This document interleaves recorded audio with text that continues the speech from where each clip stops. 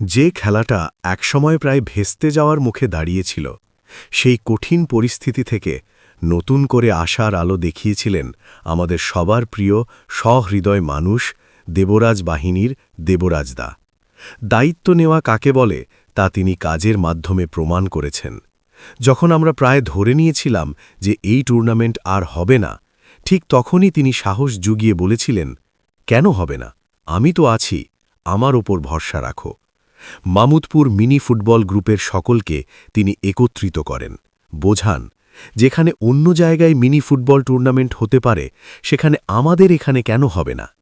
সবকিছু যখন ধীরে ধীরে ঠিকঠাক হতে শুরু করেছে, ঠিক তখনই প্রকৃতি যেন নতুন করে চ্যালেঞ্জ ছুড়ে দিল।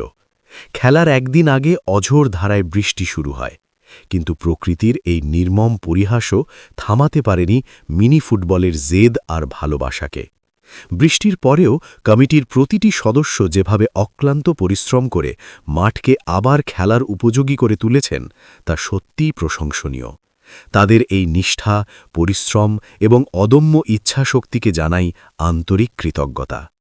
শেষ পর্যন্ত কঠোর পরিশ্রম আর অটুট বিশ্বাসের জোরেই তমলুকের মামুদপুরে মিনি ফুটবল টুর্নামেন্ট সফলভাবে সম্পন্ন হয় এবং খুব অল্প সময়ের মধ্যেই এটি জায়গা করে নেয় সকলের মনের মণিকোঠায়। মামুদপুর মিনি ফুটবল গ্রুপ শুধু একটি নাম নয়, এটি একটি আবেগ।